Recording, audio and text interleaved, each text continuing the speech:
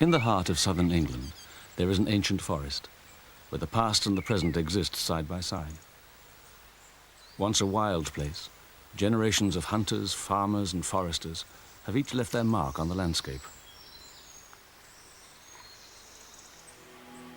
Echoes of those distant times still haunt the forest.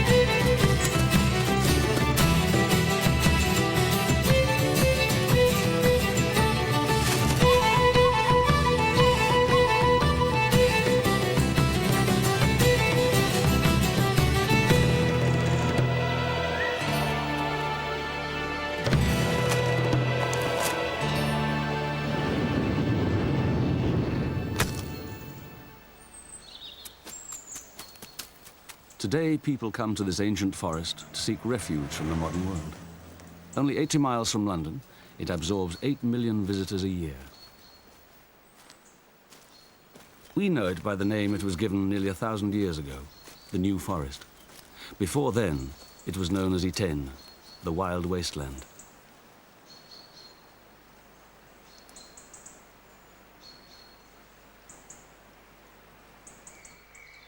The unique nature of this forest has been shaped by its long history of exploitation. Farmers living within the forest have always needed somewhere to graze livestock. Their domestic horses and cattle have roamed here for centuries. The trees themselves were valuable. Timber was crucial for both fuel and building, and before they were cut, trees provided food and shelter both for livestock and the creatures of the forest.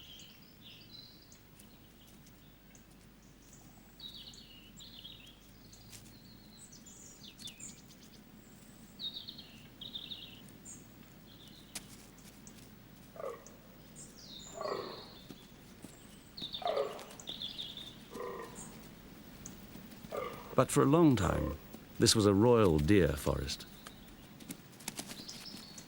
The term forest does not simply refer to woodland. There are areas within the New Forest where trees may never have grown. It was a place subject to forest law, regulations promoting the welfare of the deer at the expense of the local people. So much so that often there was little choice but to break this law.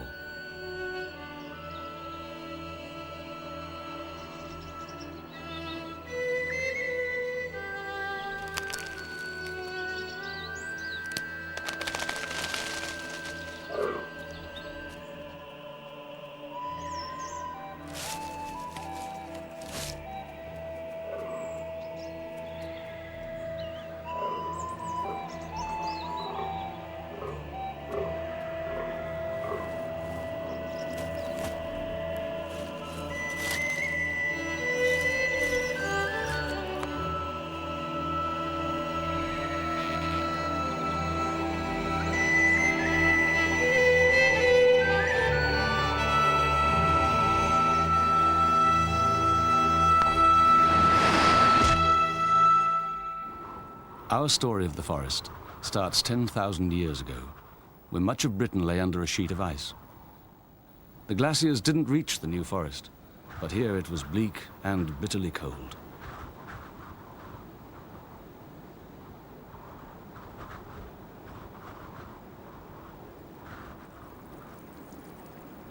As the climate warmed, the ice melted, and life returned to the rivers and streams.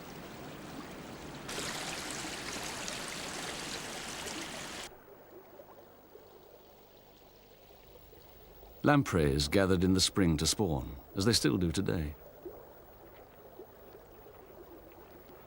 These primitive fish have no jaws, just a sucker around the mouth, useful for moving stones to clear a gravel nest.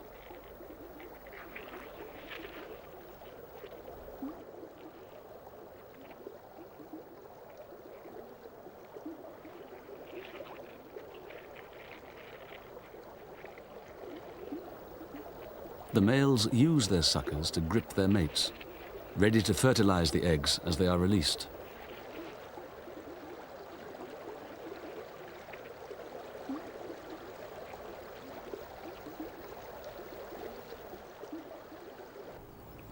As the ice retreated, bogs and heaths emerged. On the very poorest soils, trees would never grow. These are some of Britain's oldest landscapes, descended from the thawing tundra of the Ice Age. Today they still attract creatures from the far north. This is the handiwork of a butcher bird from Scandinavia. The great grey shrike, a winter visitor, catches small birds and reptiles and impales them on thorns. The butcher bird keeps a well-stocked larder.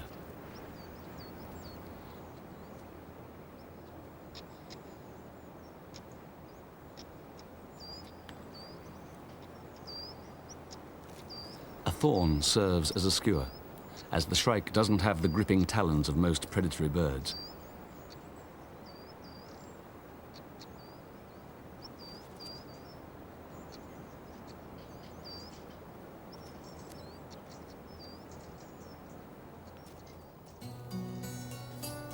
As the land grew warmer, the first trees took root, pines and birches. Red deer lived in these open forests.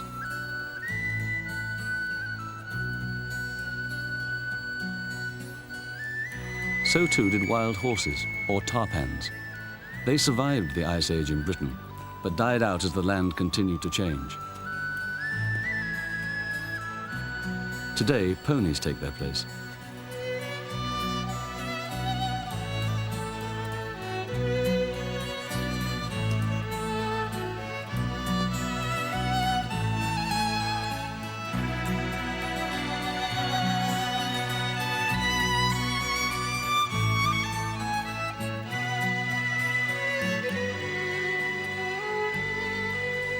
After the pines and birches came the broad-leafed trees.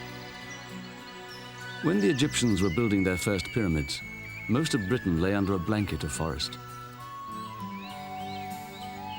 Lime and ash, beech and oak, the trees of the wildwood. But the primeval forest didn't last for long. 6,000 years ago, farmers replaced the forest hunters of Britain. And by the time the Celts brought the Iron Age to these islands, half the wildwood of southern England had fallen to the plough. The new forest survived. The acid soil on which the trees flourished grew poor crops. The dark wildwoods and treacherous bogs remained, places where the superstitious feared to venture. To the Celtic people, the forest was a sacred place. As if by magic, trees shed their leaves in winter and regrew them in spring, symbols of the great cycle of death and rebirth. With their roots in the underworld and their branches in the sky, trees forged a link between the spiritual and physical worlds.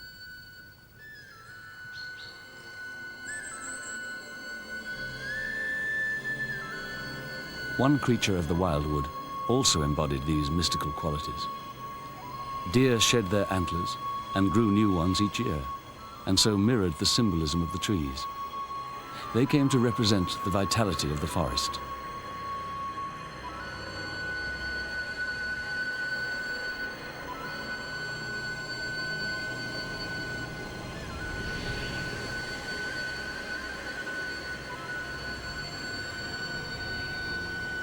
Adorned by antlers, the Celtic god Cernunnos was the guardian of the land's fertility.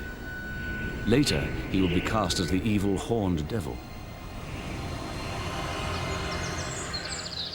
But a domestic animal held the highest place of honor in the Celtic spirit world, the horse. Epona, the horse goddess, was worshipped by the Celts throughout Europe. Today's New Forest ponies are almost as highly regarded. Though their origins are unknown, they are domestic horses, introduced long after the wild forest horse became extinct. But they may well have been here when the Roman legions landed 2,000 years ago.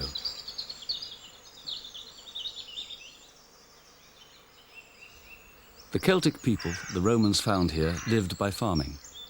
Although the forest provided a place to hunt, it was just as important for grazing their cattle and horses.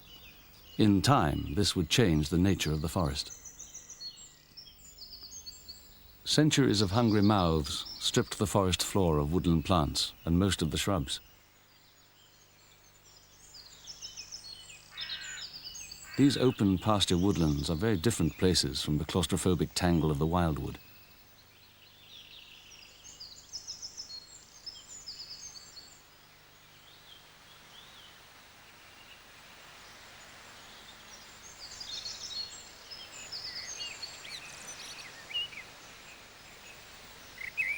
By contrast, high overhead in the canopy, little has changed. It's still possible to glimpse the wildwood.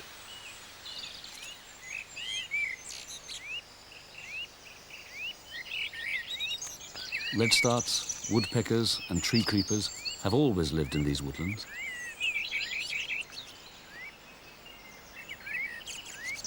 But it's only in the last 30 years that they've been joined by firecrests.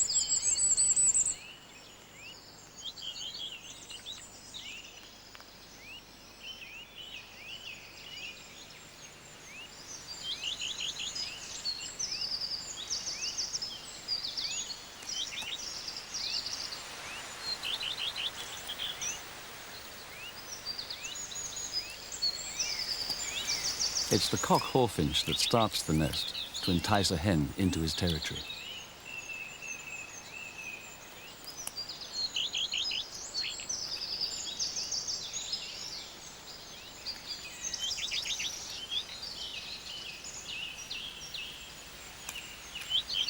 Although by far the largest finch in Britain, the hawfinch is quiet and elusive. Its nest is hidden high in the trees.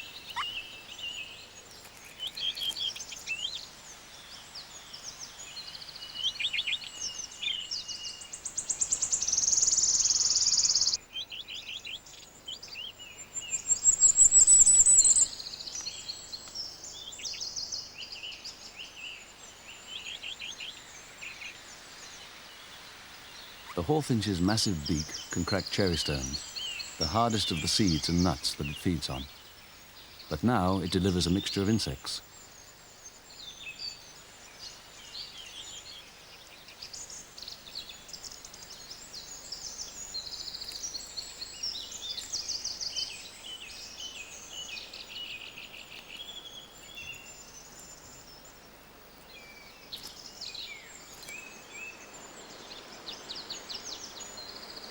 Over the centuries, the creatures that live on the forest floor had to adapt to the unusual conditions caused by grazing.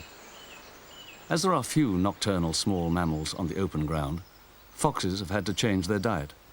Here they hunt squirrels, so they're active by daylight.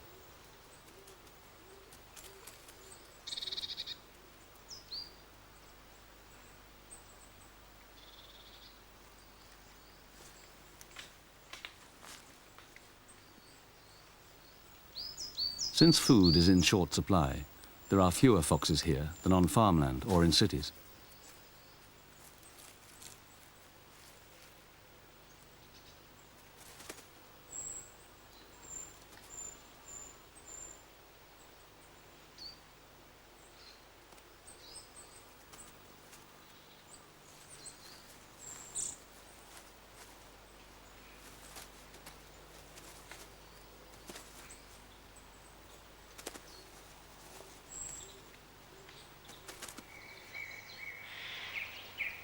Domestic livestock has shared these woodlands with the deer for centuries, but their needs were often in conflict.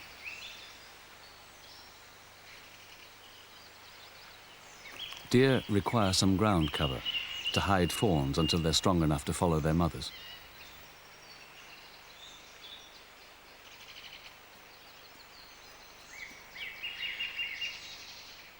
But as the human population rose, so too did the numbers of domestic animals in the forest, to the detriment of the deer.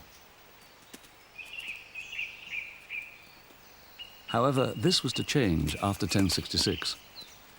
The invading Normans brought fresh ideas to Britain. Deer were a valuable resource for the crown, and the woodlands were managed to increase their numbers.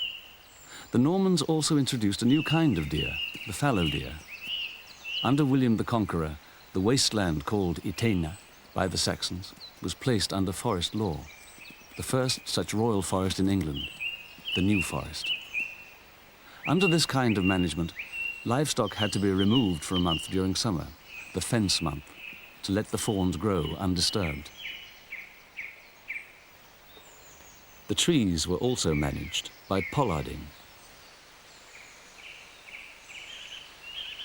Cut too high for deer and livestock to reach, the crown of tender new growth could be harvested for winter fodder.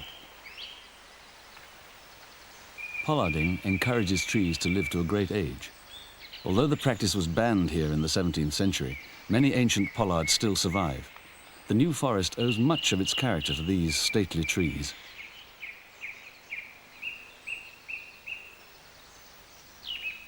Old trees foster a diverse community of animals and plants, especially slow-growing lichens, mosses and liverworts.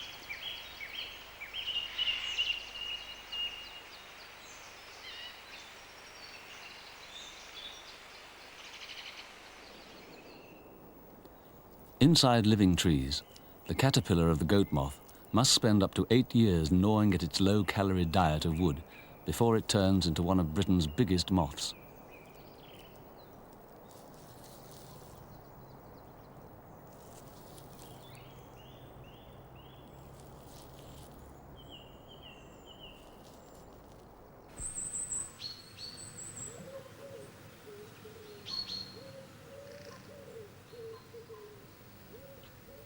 The injured tree oozes sweet sap, which entices insects such as hornets.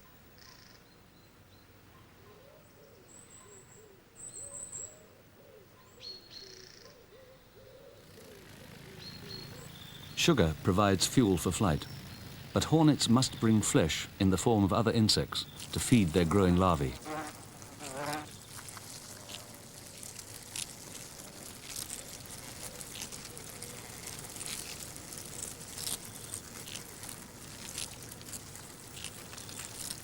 The New Forest is now one of the few strongholds of these large wasps.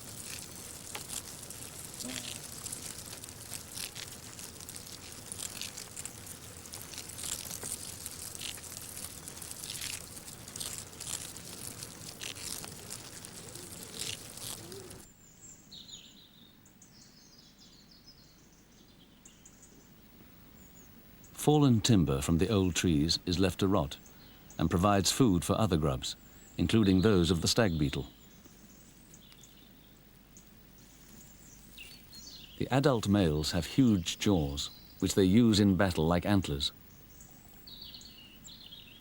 In other woodlands, where fallen logs and stumps are meticulously cleared, these combats are a rare sight.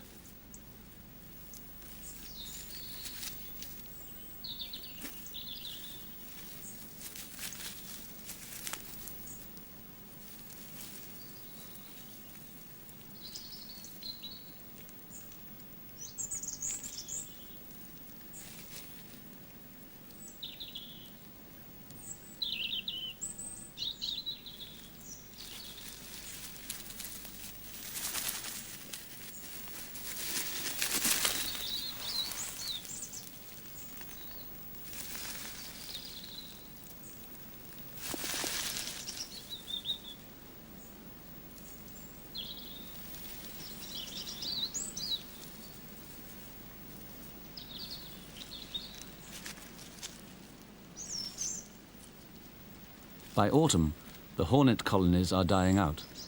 A drone mates with a virgin queen on the forest floor. Then, his usefulness over, he too will die.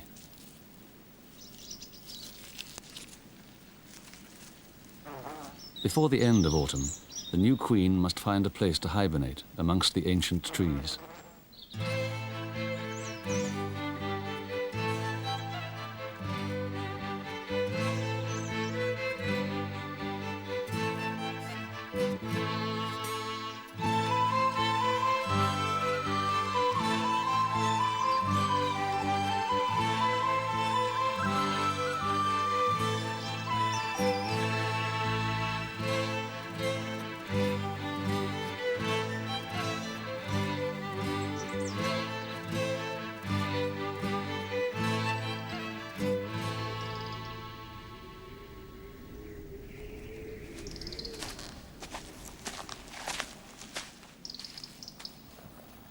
For the Norman kings, the forest was a royal larder, supplying venison for state banquets. To manage the forest and its deer, there was an army of officials, regarders to make regular patrols of the area, agisters to police the forest and collect fines, verderers to sit in judgment on poachers and other offenders against forest law. And to harvest the deer, there were professional huntsmen, who, at the command of the king, rounded them up and herded them into nets with deerhounds.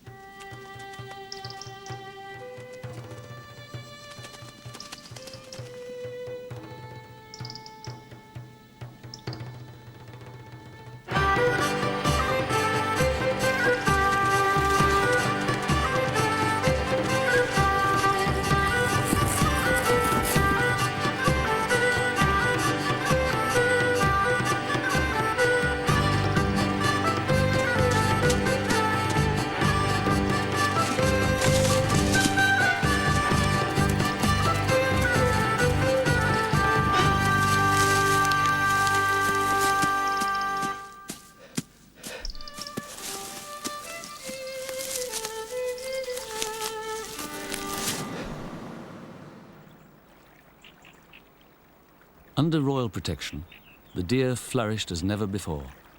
There were once 8,000 animals in the forest, so in winter, forage was in short supply.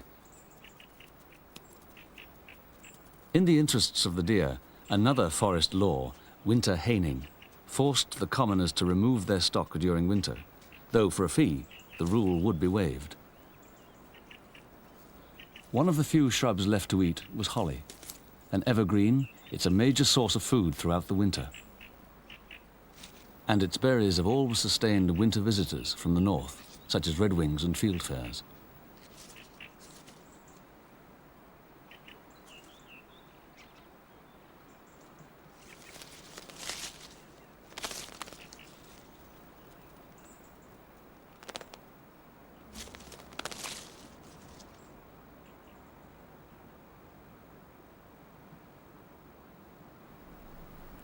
The king's deer were protected by harsh laws. A poacher could be put to death, though in practice he was more likely to be fined. Filling the king's treasury was far more important, since royal forests were an expensive luxury. But they were maintained as much for political reasons as for meat and money. For instance, the king could gain favor with powerful bishops and barons by letting them hunt in his forest.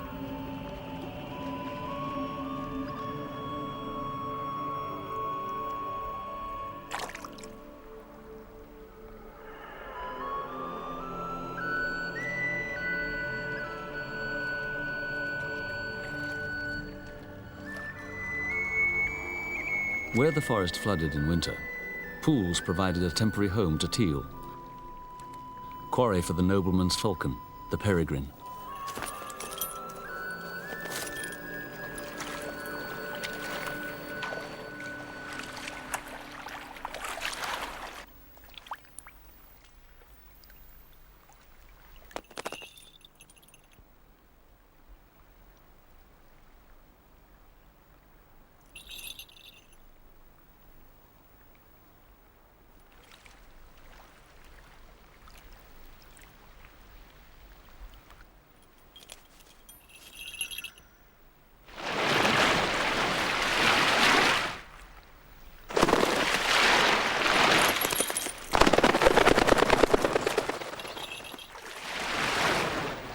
Once released, the peregrine gains height to wait for the ducks to break cover.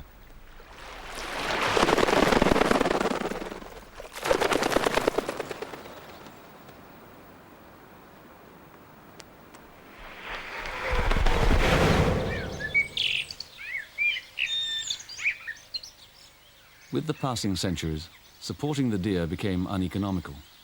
The forest warden still had considerable powers, but the deer themselves were a nuisance when it came to exploiting the forest in other ways. Wood was the building material used for everything, from walls and fences to furniture and wheels. Craftsmen and tradesmen came from far afield. There was an unlimited crop of wood.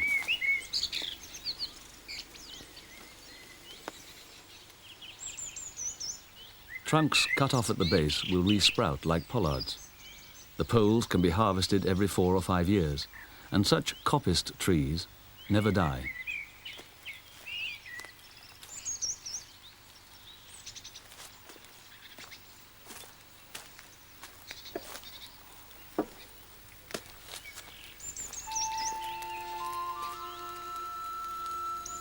Coppiced woodlands also fueled the iron forges of pre-industrial England. Burnt slowly in these kilns, wood produces charcoal.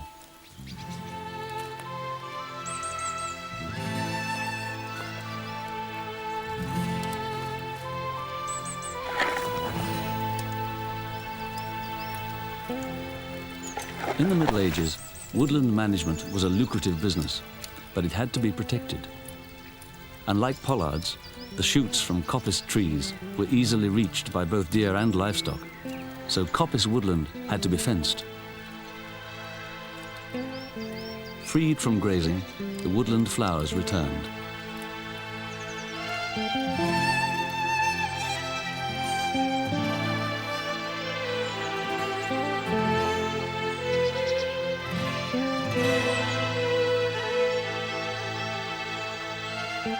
Coppicing opens up the canopy, letting light and warmth reach the forest floor, to the benefit of the flowers.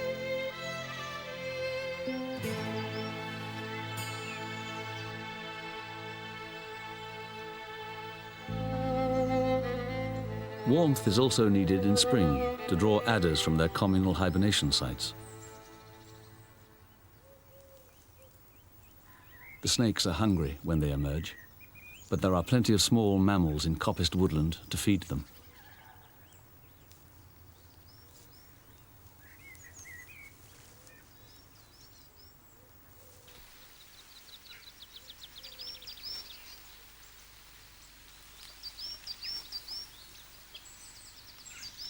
Adders are normally creatures of more open ground, but these woodlands are warm enough for them to prosper and breed.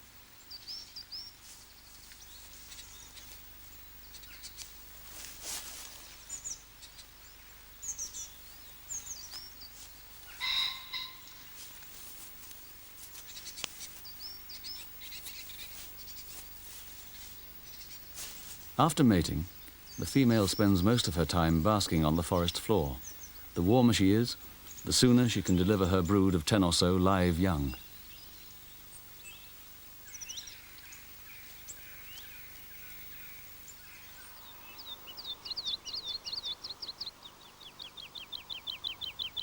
Beyond the ditches and fences of the enclosed woodland, grazing and farming continued.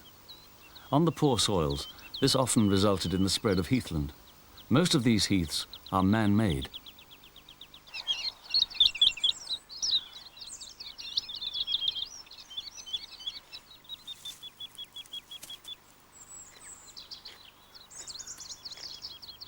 Regular burning and heavy grazing keeps the ground open. It's only these low heaths that resound in spring to the voice of Britain's best songster, the woodlark.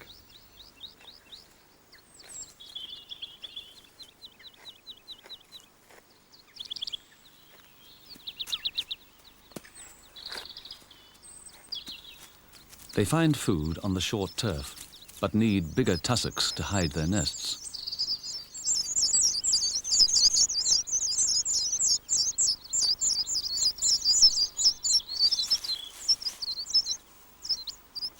It's all but invisible, even to the creatures whose teeth and hooves helped create the surroundings it needs.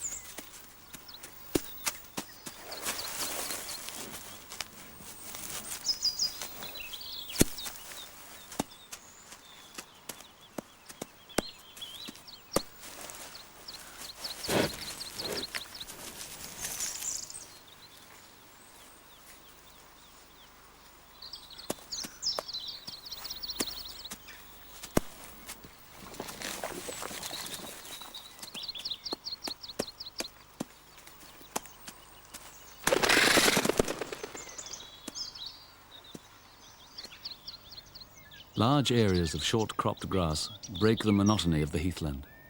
Fertilized by dung and heavily grazed, grass survives better than heather.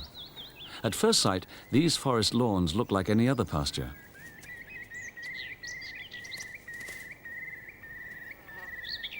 But even here, there are surprises. For this is one of Britain's rarest fungi. It can only grow on the dung of horses feeding on natural pasture. The flowers that survive here only do so because they're distasteful. Marsh gentian and autumn fellwort.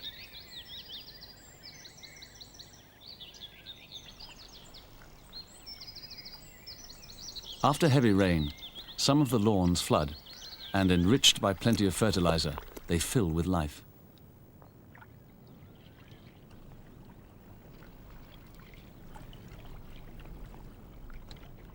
Tadpole shrimps and fairy shrimps hatch from drought-resistant eggs to grow and breed before the pond dries up again.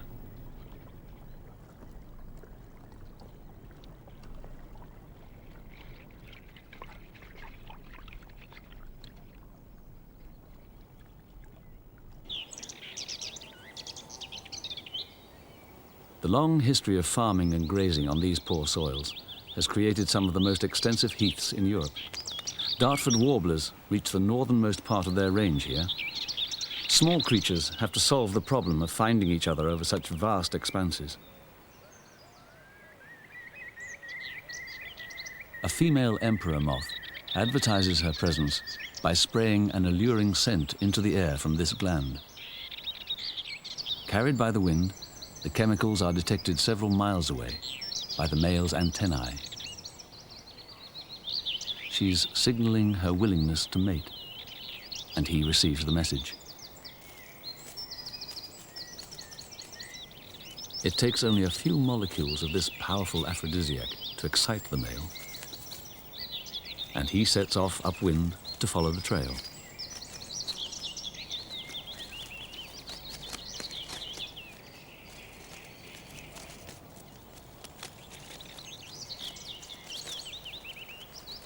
Other males are drawn by the scent, and it's a race to be first to mate with her.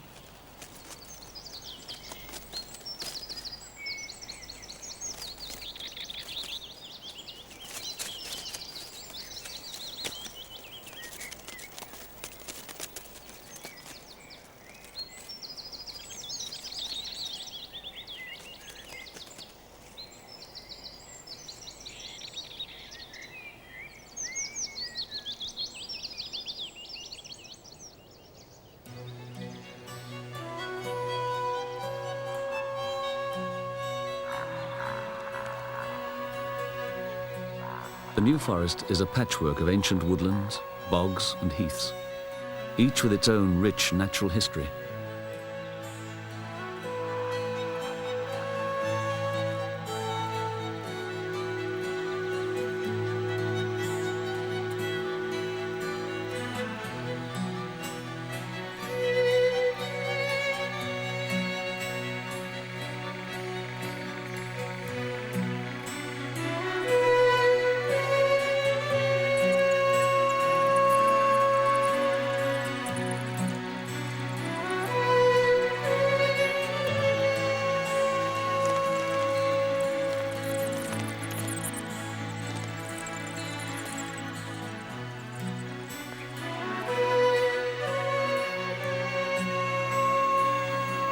It's this mix that makes the New Forest so special. Badgers that dig their sets in woodland often leave them at dusk to forage for dung beetles on the open lawns.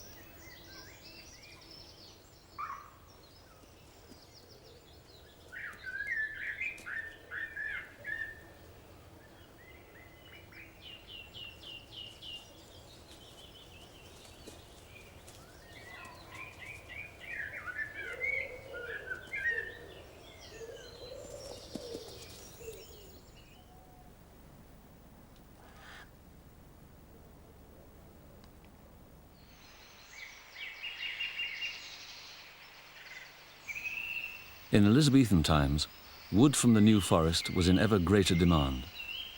There was plenty of small timber elsewhere, but large timber was needed for building, to shore up the roofs of cathedrals, or to make ships for the navy. The royal forests were raided for their massive trees. In 1698, the appetite for wood resulted in a new law. allowing part of the woodland to be enclosed for forestry. Inside the enclosures, the ancient trees were felled and replaced with oak plantations.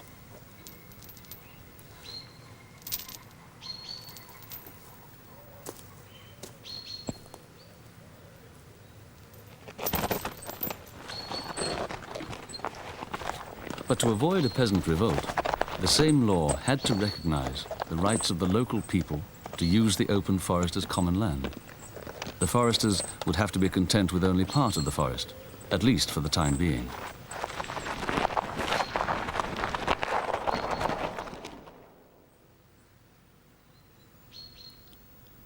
Like coppiced woodland, the new plantations were protected from grazing. Insects flourished as never before on the shrubs and flowers that covered the ground.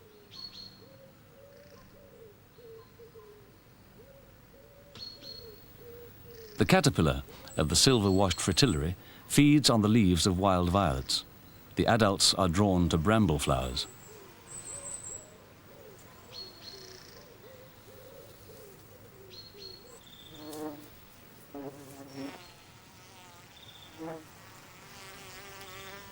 Skippers, white admirals, longhorn beetles, the abundance of insects turned these plantations into rich collecting grounds for 19th century naturalists.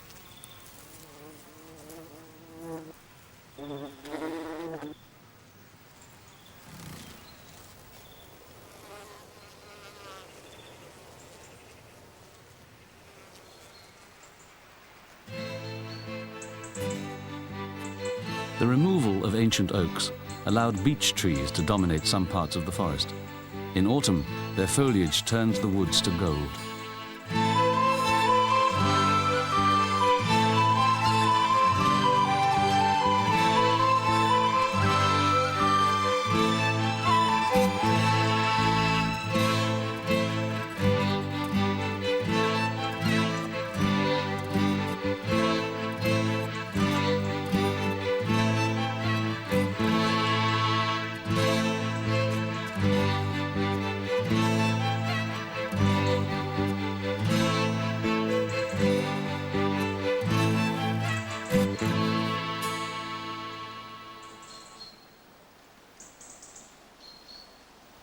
It's during autumn that most fungi make their appearance.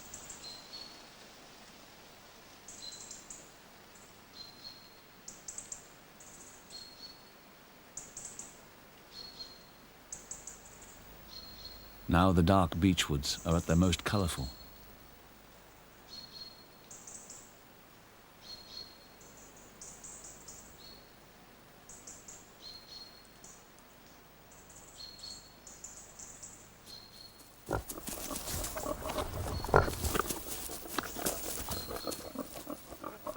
This is the time of year when the commoners exercise their right of mast.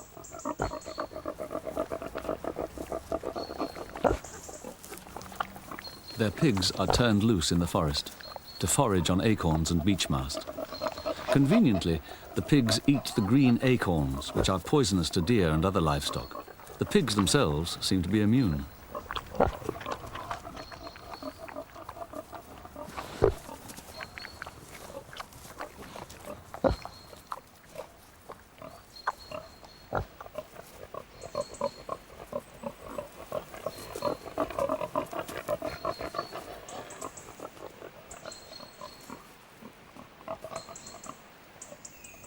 The statutory rights of the commoners had, for a while, limited the spread of forestry and preserved the ancient forest. But the timber here was still too valuable simply to ignore. The struggle between the commoners and the foresters reached a critical point in 1851, when the Deer Removal Act was passed. In return for exterminating the deer that were competing for grazing, the Crown planned to enclose even more land. The deer were virtually eliminated. And if the commoners could be forced to relinquish all their rights, the whole forest could be turned into a plantation.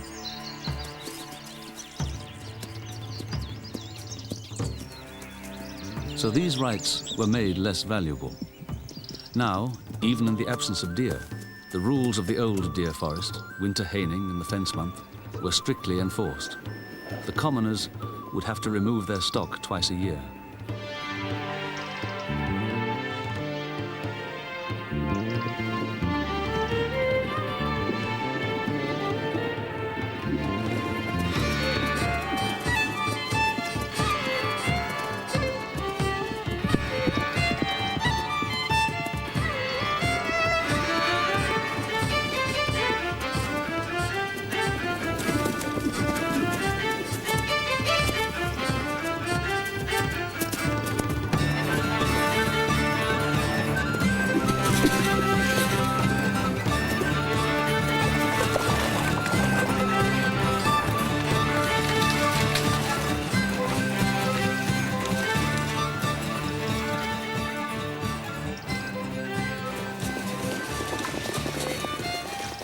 But the commoners refused to give in.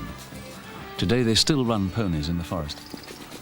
Despite their freedom, all these horses are individually owned, and each year they have to be caught during the pony drifts. The ancient system for managing the royal deer forest still survives, at least in part. Adjusters supervise the roundup of ponies, whilst the verderers now speak on behalf of the people they once prosecuted.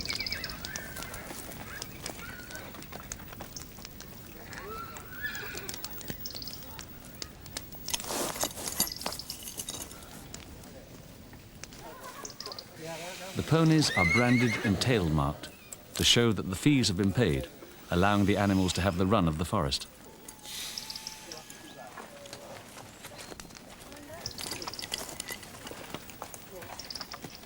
Although the past still lingers here, the forest continues to change.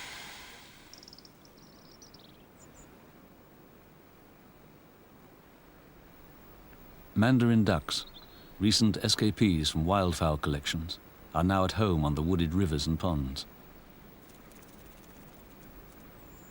These secluded pools are similar to the river valleys of China and the Far East, the original home of these tree ducks.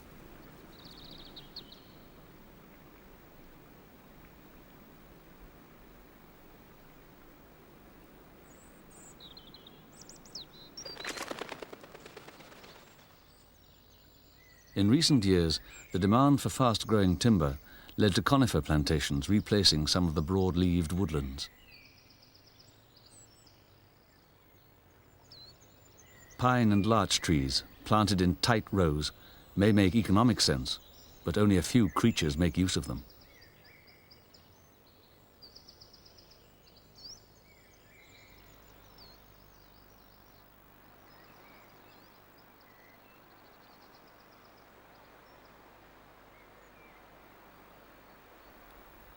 One such creature is the hobby. They hunt over the open heaths, but are happy to nest in these closed ranks of conifers.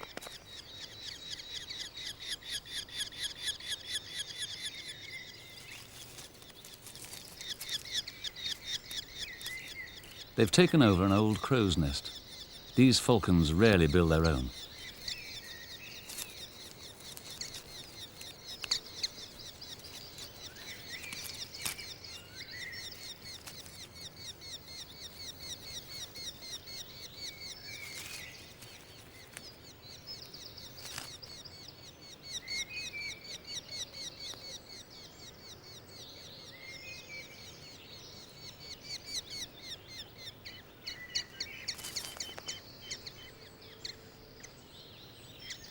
By contrast, Mandarin ducks need the trees of the old forest for their nests.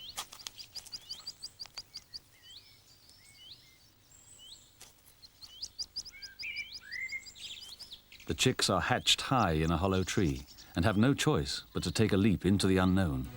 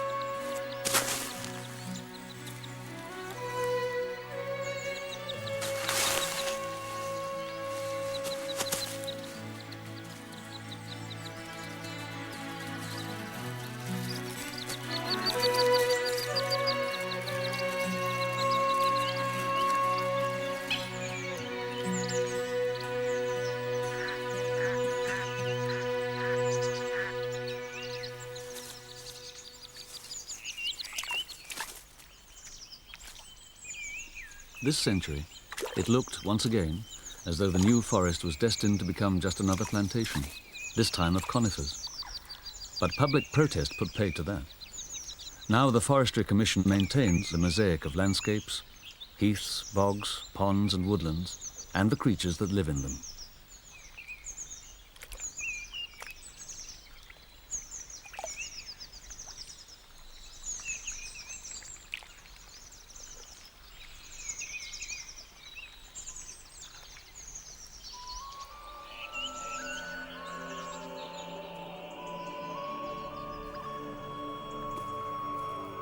The layers of history that have made this mosaic are still close to the surface in these ancient woodlands.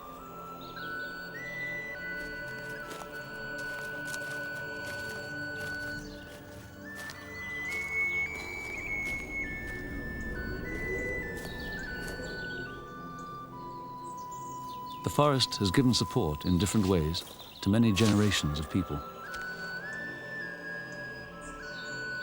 Can it now bear the burden of ever more visitors seeking spiritual refreshment? Has the new forest survived thousands of years of exploitation simply to be worn out by too many feet? Only time will tell.